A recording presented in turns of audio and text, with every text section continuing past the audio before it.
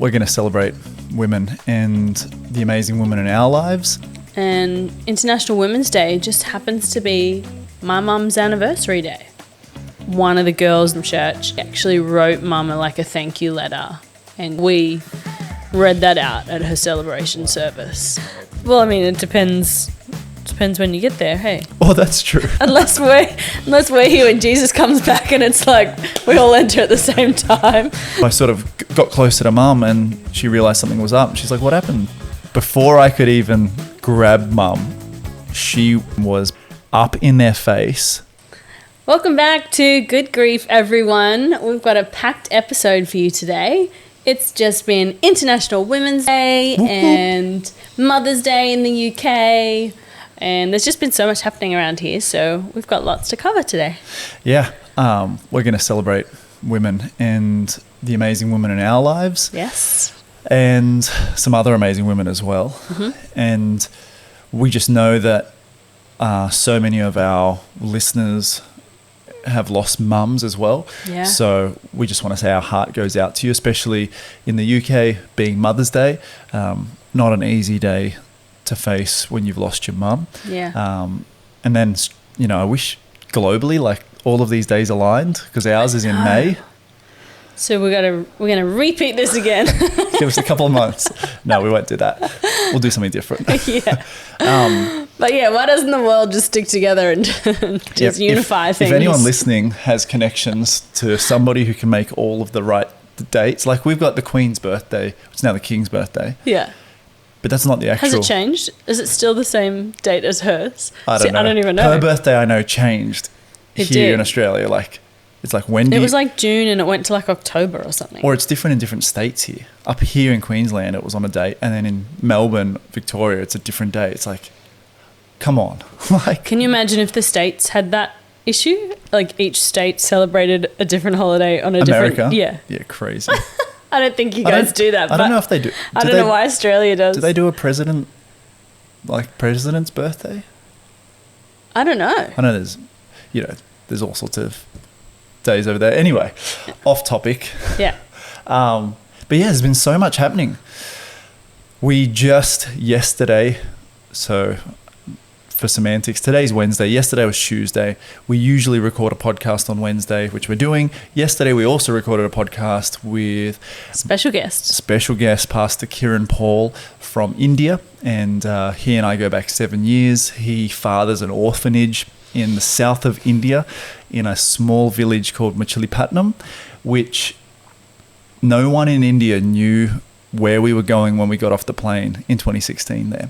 So don't want to spoil or share too much about that episode. It'll be coming out soon. But what I will say about Pastor Kiran is he's he reminds me of my father so much. And that might be because Indian, Sri Lankan, but there's so many things. But then maybe also because he fathers 204 children. Yeah, I feel like he's the Indian Abraham. Yeah, we should have mentioned that to him. I should. It just came to me just then. He's one of the most beautiful men I've ever met. Hence why when he comes to Australia, he stays with us. And so he stayed with us. We were able to hang out. And then I said, hey, do you want to jump on the podcast? So I cannot wait for all of you to hear that conversation because he has seen a lot when now thousands of orphans have come through Baraka School for Children, and he has a lot to offer on that episode. Yeah. So that was yesterday. Also, something else special happened while he was here, but we'll save that story for... Well, yeah, okay, because we haven't talked about it. No. Yeah, we'll save it. Yeah, we'll save that story for about 5 or 6 weeks' time. What I will say is God spoke through Kiran to us at our dining table. That's it. That's all I'm going to say. Not about? About our child. About our daughter's name. Yes. Which we'd already decided. Now we're saying it. All right, that's all. We'll leave it. Leave it at that. Anyway. Okay. Cool story. We'll share later. Yes. Cool. What else has been happening? I just got off a call. Yeah, I just got off a call with A guy who only 2 days prior, I was sent a video of a Facebook Live. He is in Kentucky, in the US, and he's a pastor there, Pastor Justin Walker from Salt and Light Baptist Church. And his story, just from the moment he started speaking, struck me, because his wife had passed 3 years ago today, actually. Yeah, today when you chatted to him. His wife had passed 3 years ago today, and it was quite a short time period between finding out and her passing, and left behind him and their 6 children. And so I just sent him a message, and I was like, hey, Bro. dude. Yeah. I was like, would you want to connect? Your story really touched me, and I think it would touch a lot of people as well. So we just, man, it was going to be a quick hey, and it turned into 47 minutes on an Instagram phone call. Yeah. But yeah, really blessed. I feel like that connection's going to be, dare I say it, like a lifelong connection. And next week, we're going to be recording a podcast together. So we'll have Pastor Justin Walker on, talking about how he has dealt with the loss himself of his wife. I believe they were married almost 20 years. He's 39 now. More, 21. More? Oh, sorry, no. Yeah. Because it's been 3 years. Yeah, almost 20. Almost 20. 6 children, 2 adopted children. And how his story has now, really touched a lot of people as well. So, I'm going to ask him how has he parented his kids throughout these last 3 years, and a whole lot more. So keep an eye and ear out for that episode in the coming weeks as well. Yeah, we know a lot of you ask us about that. How do people do grief while you're doing your own grief with children as well? So I know that'll be, super helpful. I thought he had 2 kids, and then he said 6. I was like, are you kidding me? My jaw hit the floor. I was like, I know. When he said the oldest is 29. And two adopted when he was 20. Like, yeah. Far out. Anyway, we'll save his story for a couple of little, Easter eggs. Yeah. Coming for all of you. So make sure you're subscribed. If you haven't, that's your cue. These are a bit of a teaser. You don't want to miss them. What else has been happening? Look, we got 5 weeks to go till we are parents. Yeah. That's crazy. That is crazy. So we're trying to get as many of these episodes recorded as possible. Yeah. So you won't go without one. And we've been working on something cool. Something a little special. Yeah. And it was kind of birthed out of just being inundated by messages and emails. From you guys. Yeah, over the last 6 months, asking, like, is there a private space off of Facebook? Yeah, is there something else? Is there more? Yeah, where we can gain more support and maybe have support calls, for Christian women who are grieving, to connect with others. And so you may have seen some of our emails or some of our posts recently. People have been asking, is there support groups? Is there meetups? Things like that. So we've been brainstorming and working behind the scenes to put together something that we're pretty excited about, but it's still raw and unfinished. And so we wanted to create a community and space off of Facebook, free of distraction, where you could come together free of any judgment and share vulnerably. But not only that, but receive from other women on the same journey. Totally. Who are just cheering you on. Yeah. Yeah, we want it to be, such a supportive place where anyone can get to. It doesn't have to be on Facebook, so it's open. It'll be open to anyone. Yeah. Yeah. Somewhere that you can receive prayer. The app that we're sort of playing with, will allow you to meet others near you. So you'll be able to find across the world people near you. You might be able to make new friendships. Yep. Have a coffee, go on hikes and walks. The list goes on. Yeah. But it's pretty exciting. And people who have gone through the same thing as you. Totally. Whether it's child loss, mother loss, spouse loss, pets. Grandparents, friends. Yeah. Yeah. So we're looking forward to putting together spaces that you can really relate to other women on the same journey as you that uphold faith and will be there to love and cheer you on. But it's really like we want your input into this because we want to make this the best thing ever. Yeah. So we want to know like... And we want it to be loved by you guys. Yeah, so we want to know what... Kind of self-made. What would you like in this? If we could put this together and make it the best, what would you like in it? If we were your genies. You are a genie. I rub your belly. Yeah, but it's got cool features and so much potential, and so we're just keeping it minimal at the moment until we hear from you guys. Yeah, so we're going to drop a link below where you can literally click the link and just pop in what you would like to see in there that would suit and support you the best. And we're going to take all of those and go, all right, let's see how we can add all of these things in to make this space really, a really beautiful healing ground. So click the link below wherever you're listening or watching from, and you can send us what you would like inside of what we're calling the Good Grief Club. Yeah, we'd love to hear from you. Cool. So that's a bit of an update. That's already 11 minutes. Let's get into let's get into it. Get into what the an juice. Intro. Yeah. So I got an itchy nose. Sorry, guys. where should we start? Well, I mean, we want to celebrate women in this episode. And International Women's Day just happens to be my mum's anniversary day. So it's just gone 11 years. 11 years. 11 years.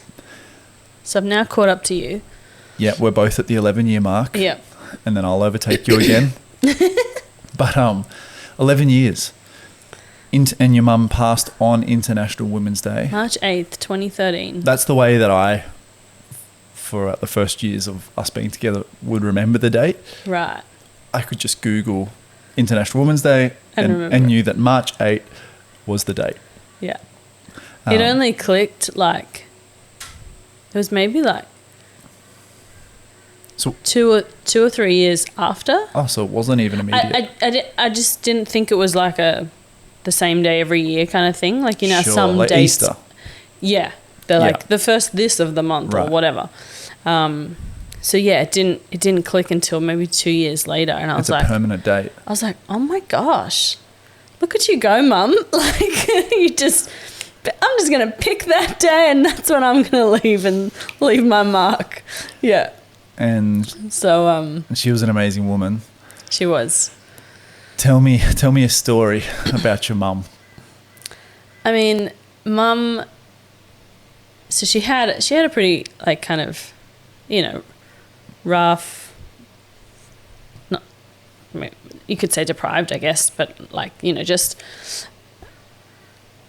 an average, upbringing, and so she never got to college or university or anything like that, but she lost her mum when she was little, before she came to Australia from France, and so she just always wanted to change that for her family, and she wanted to give us kids the best that she could, and do her best there, and give us everything that she never had. And so she was, even though she hadn't been formally educated, she finished high school, but she just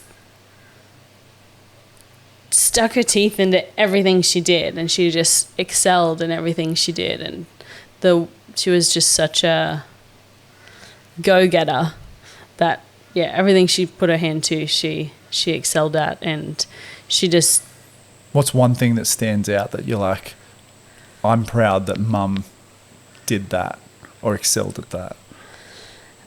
She started to be... She did Toastmasters. I don't know, do they have that in the States? It's global. It's global? Toastmasters Okay, global. Toastmasters, yeah. So she did that. I remember she'd go to her Tuesday meeting and write her speeches and that sort of thing. And I don't think I knew she did Toastmasters. Oh, really? That's amazing. Yeah. Because I guess she had this underlying goal that she just had something to say, and she wanted to be able to help people, so she needed to be able to speak. That sounds like your mum. Yeah. And so, so she did the whole Toastmasters thing. And English not being... her second language. Yeah. Yeah. Not being her first. Not being her first, yeah. And then she also went on to become a presenter at the International College of Business. So that's the one that's aligned with the Australian Institute of Fitness, here on the Gold Coast. She became a presenter there, and she got awards and things, and she just, from there, once she left International College of Business, she gained a lot of experience there, but she went into life coaching, and she just wanted to help people. So one of the girls that we knew that she helped from one of the families from church, she actually wrote Mama like a thank you letter, and she or we read that out at her celebration service. Like that's how much impact it had. Yeah, and the proof's in the pudding. She raised 4 incredible kids. And she did she had like cassettes going in the 90s called Raising Kids God's Way. Oh, really? Yeah, she had this cassette. Her and Dad would listen to this set of cassettes because she wanted to give us the best upbringing and raising in a faith-filled home that she could. She wanted to do the best for us, by us. So cool. Yeah. Can't wait to meet your mum. Yeah. In our Facebook group this week, one of our members, Willow, shout out Willow. Yeah, Willow's been around. Yeah. Shared this photo of like this illustration of the first day in heaven. Oh, yes. I did see that. And it's so beautiful. Like, I don't know. I almost want to like get it printed and put up in the home here. Like, it's just people hugging each other. Yeah. On their knees, hugging children and spouses hugging each other, and like, can't wait to meet your mum. I might be like a few back in line to give her a hug. There might be some other people that might be ahead of me, but man, I can't wait to meet her. Well, I mean, it depends when you get there, hey. Oh, that's true. It's not unless we're here when Jesus comes back and it's like we all enter at the same time. Or unless I go, soon and oh, that's funny. Yeah, shout out Claudette. Yeah. Claudette Patterson. That's beautiful. I remember, I don't know what year, maybe a few years ago, you can tell me if we were married or not. I'm sure we were, but it was International Women's Day, obviously the day your mum passed, and we took my mum out on that day for dinner, the 3 of us, and we got Italian. Yes. At Balboa here in Palm Beach. Awesome restaurant. I think... And it was to celebrate your mum, it was to celebrate my mum, and it was just so special, the 3 of us just sitting there, chatting. Our friend Rose was working at the time, and we told... I'm thinking maybe we were engaged. Right. And it was like right before COVID hit, because I don't remember there being any restrictions or anything like that. So literally right before. Yeah. That was a special night. It was. Celebrating at both our mums. Yeah. We got a great picture from that night. And just thinking about your mum as well, I don't often think about, her parents and like that her mum passed when she was young. How old was she when her mum died? Roughly like 4? Yeah, wow. So yeah, she grew up a motherless daughter. Yeah. Man.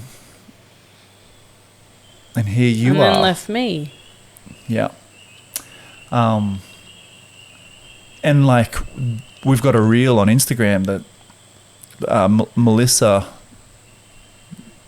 I don't know exactly where Melissa's from, but she talks about losing her mum. Yeah. And talking about, she called it the Dead Mums Club, and that she just felt untethered, that moment where she lost connection with her mum. And it's so real. So real. That feeling. I know that specific word spoke to so many of you.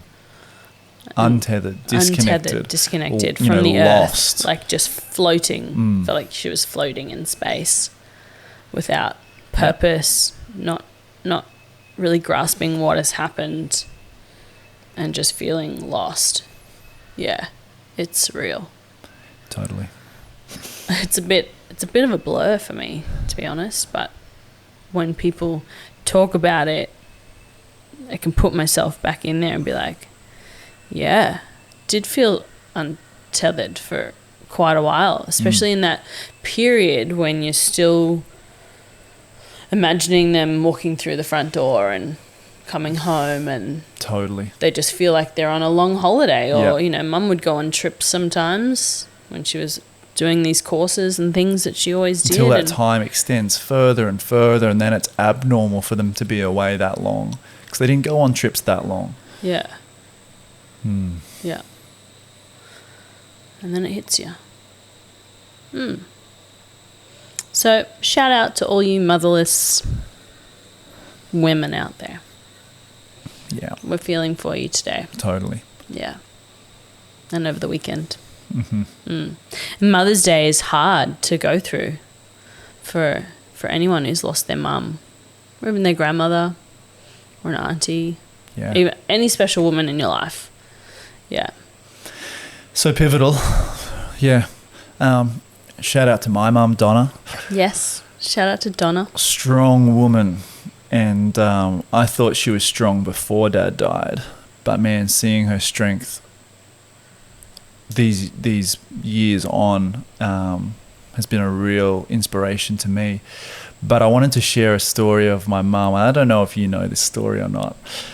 My brother and I, when I say we, would have been maybe like, I might have been 11, 12, grade 5, 6 or so. My brother, a few years younger than that. Our local shopping centre or shopping mall, we'd go after school. And so we'd be in our school uniform, trailing behind Mum, reluctantly getting taken to the supermarket when we just wanted to go home. And Mum's going to buy us food again. yes, so ungrateful, ignorant, naive, young little boys. Dang, we have to eat dinner tonight. Yeah. And we were privileged to go to a private school. Yep. We're walking with our button-up shirt and our socks up and our shirt tucked in, black leather shoes. We're walking behind Mum. And then around us, there's plenty of state schools as well. And there were these boys sitting by like a bike rack, and we're walking into the centre. And we're trailing behind Mum a couple of metres, right? And one of the boys just spits at me. What? Yeah, just spat at me out of nowhere. Had no idea who he was, at all. I didn't beat him in soccer or something like that. Did you know him? No. Oh. No idea who he was. Okay. And I was like, I didn't react because I was quite timid, State schools, I felt like anyone could just beat me up. Right. And so I sort of got closer to Mum, and she realised something was up. And she's like, what happened? I was like, that boy spat on me. They were probably the 4 words that those boys wished never came out of my mouth. Before I could even grab Mum, she had about turned 180 degrees and was pacing towards them, up in their face, telling them what's what about respect, and you cannot do that. And I was so embarrassed.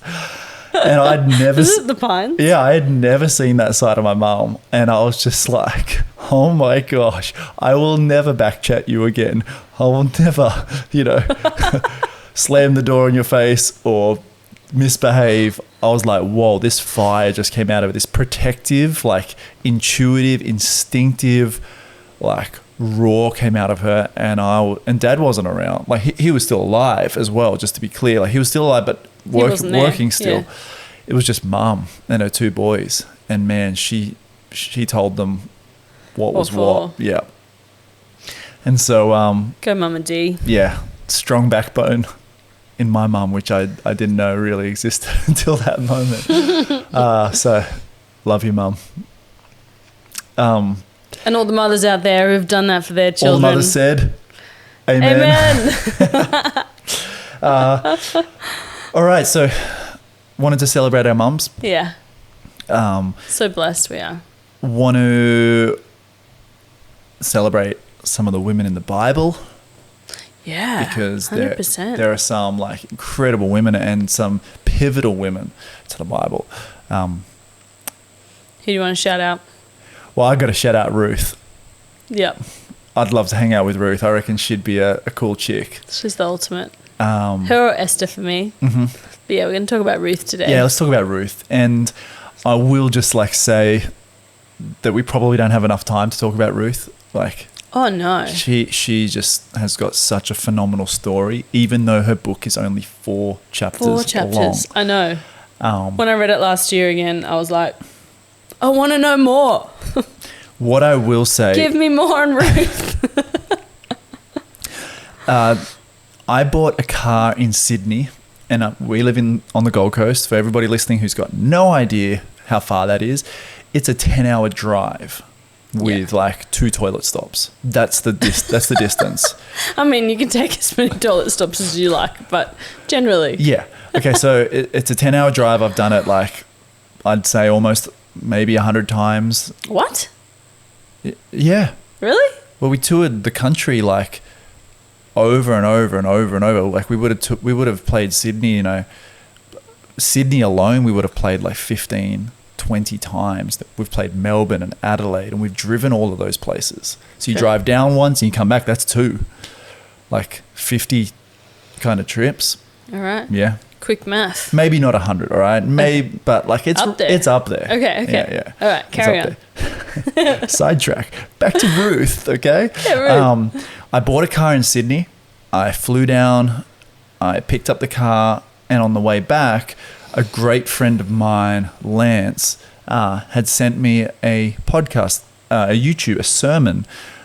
This is before I'd met you, and I was single, and he sent me the story of Ruth from a pastor named Pastor David Platt, who pastors McLean Church, I believe, in Washington, D.C.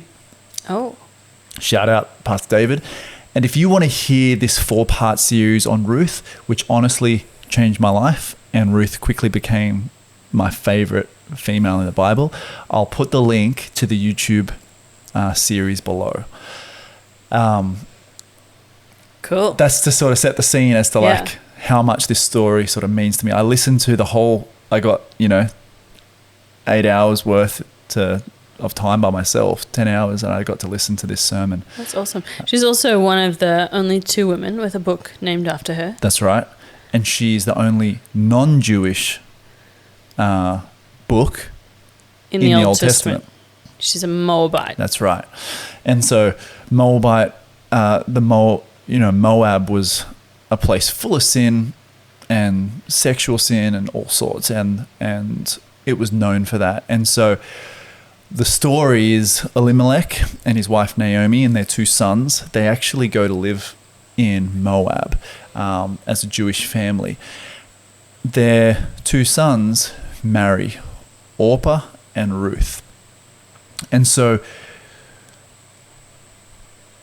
I guess, not to preach a hot sermon here, but I do want to read the story from the book of Ruth to sort of set the context, and then we can celebrate Ruth.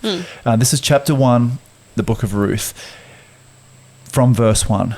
In the days when the judges ruled, there was a famine in the land. So a man from Bethlehem in Judah, together with his wife and 2 sons, went to live for a while in the country of Moab. The man's name was Elimelech. His wife's name was Naomi. And the names of their 2 sons were Mahlon and Chilion. They were Ephratites, if I pronounce that right, from Bethlehem, Judah. And they went to Moab and lived there.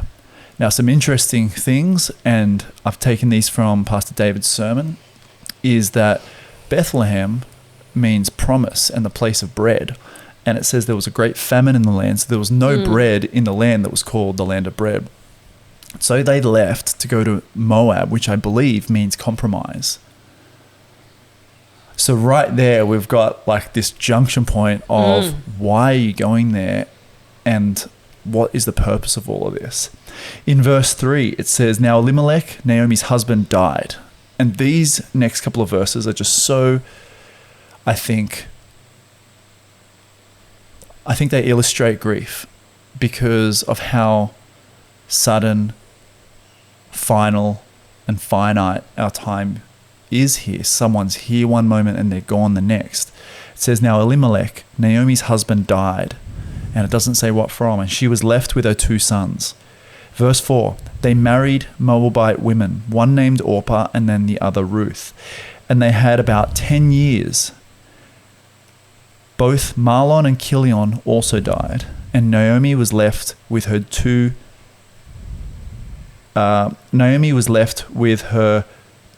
2 sons and her husband. Now, I don't know why my brain isn't connecting the things here. That's Left with? left without. Left without. Okay. I thought they'd all died. Yeah, I'm reading this. I'm like, why does it say that? I'm like, that's not the story. Am I reading the wrong Bible here? Like, what is going on? That's why it's good to check your Bibles. If you're in church, refer your Bible to the pastor. All right. Cross-check. Yeah. Both Mahlon and Chilion also died, and Naomi was left without her 2 sons and her husband. So in the space of 10 years, tragedy absolutely blows through their family. Her husband dies. Her 2 sons born to her die. And she's left with these 2 daughter-in-laws who are Moabites. And she's in a land where she's not from. That's right. Without her husband. Mm-hmm. Yeah. So verse 6, when Naomi heard in Moab that the Lord had come to the aid of his people by providing food for them, she and her daughters-in-law prepared to return home from there. With her 2 daughters-in-law, she left the place where she'd been living and set out on the road that would take them back to the land of Judah.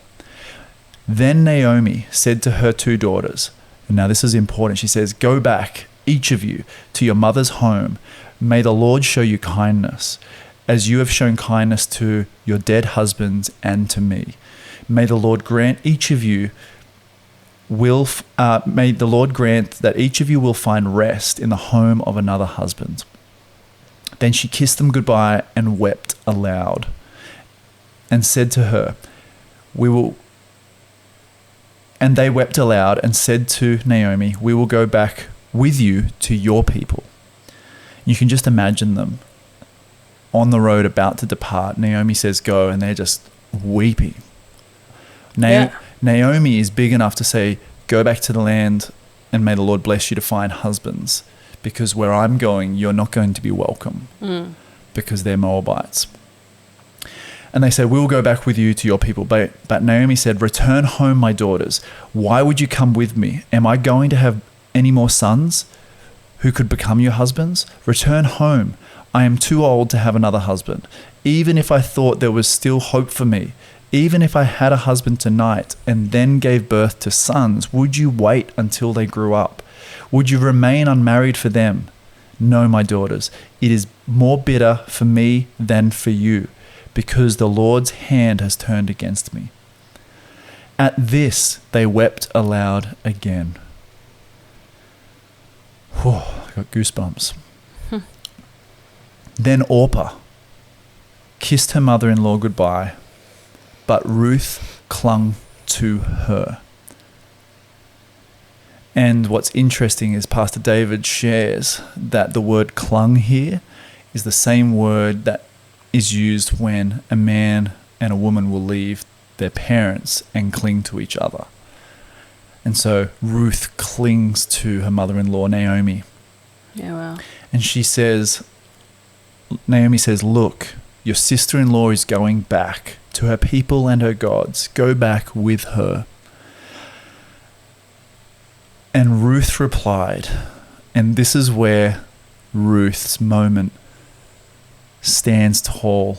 Much like my mum with those boys, Ruth says this, don't urge me to leave you or to turn back from you. Where you go, I will go.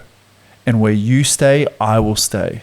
Your people will be my people, and your God, my God. Where you die, I will die, and there I will be buried. May the Lord deal with me, be it ever so severely, even if death separates you and me. So here are these 2 widows, a daughter-in-law who isn't welcome in the land that her mother-in-law is going back to, proclaiming that she will stand with her till the very end. When Naomi realized that Ruth was determined to go with her, she stopped urging her. The next verse says that they went on until they came to Bethlehem, and it doesn't share any more dialogue. Can you imagine confessing this or proclaiming this promise to your mother-in-law, my mum? You know, it's almost awkward. Like, I'm going to cling to you until you die. Like, so it be. I think Naomi would be feeling maybe some responsibility, some like pressure, like, oh no, you know. Absolutely. There's so many. My son's died. She's now without her husband as well as me, and she's now made this commitment to me. My women's study Bible, that's my mum's Bible, it actually said this goes on to be one of the strongest commitments like ever made. Absolutely. Yeah. Like, and Pastor David in his message jokes about weddings these days, and you don't hear, you know, in-laws sharing that type of a promise. Yeah, or a bond or a... with each other. You know, it's like kind of weird. But you're right. It's one of the strongest commitments you will ever read. And, you know, we're not going to go any further here in Ruth because, like I said, we don't have enough time, and Pastor David does a much better job than I do in... It starts kind of sad, but it ends well, everyone. If you haven't read if you Ruth. don't know the story of Ruth, she goes on to marry Boaz, and they have a son, and that son has a son, and Ruth becomes the great grandmother of King David, the king of Israel. And so this redemption story from somebody from a land that is full of sin and, you know, banished, gets brought into God's family and ends up creating or becoming part of the lineage that leads to Christ. Yeah. And so if it weren't for Ruth, we wouldn't have Jesus. That's why Ruth is my favorite. And obviously there's so much more in the middle of that story and how it gets to be that. But I just think there's so much there. No, we're not naming our daughter Ruth, but to have those qualities of a woman able to stand in the gap during the midst of tragedy, when all else seems bleak, when you feel untethered, when you don't know what the road ahead looks. Yeah, what the future holds. When there, as it shows in the book of Ruth as you go further along, when then there's confrontation and almost backlash, for her to stand strong still is just such a declaration of her faith, her wisdom in that moment, even through tragedy. Yeah. I think she's found out of her comfort zone quite a number of times. Absolutely. Yeah. And she just holds on to her faith and the wisdom and her gut. Totally. Yeah, and her commitment.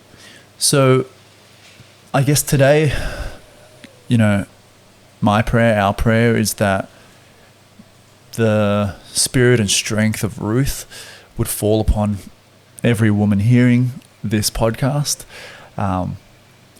that you would be met with the strength of Christ, and you would be able to see another day through, one step in front of the other. And help another woman in your sphere. And whether in your time of grief you need to be, or you find yourself being a friend to someone else and, you know, getting each other through this season. That's so beautiful. And I wanted to share Psalm 91. Psalm 91 is incredible if you want to read, but Psalm 91:4. And I want to speak this over you today for everybody listening and watching. He will cover you with his feathers, and under his wings you will find refuge. His faithfulness will be your shield and rampart, and you will not fear the terror of night, nor the arrow that flies by day. That's my prayer for you today as we celebrate women on the back of International Women's Day. on the back of Mother's Day, on the back of the anniversary, 11 years since Claudette, your mum, left us to join the heavenly realms and the hosts. She's up there dancing. I know she is. So we pray that finds you well today. And like we said at the start, we want to hear from you. If you have ideas that you would like to see inside of our Good Grief Club, the link is below wherever you're listening or watching from. We'd love to know what sort of thing you would find most helpful during your grief journey. And we're going to work on putting all of those together for you, which we're really excited for. So excited.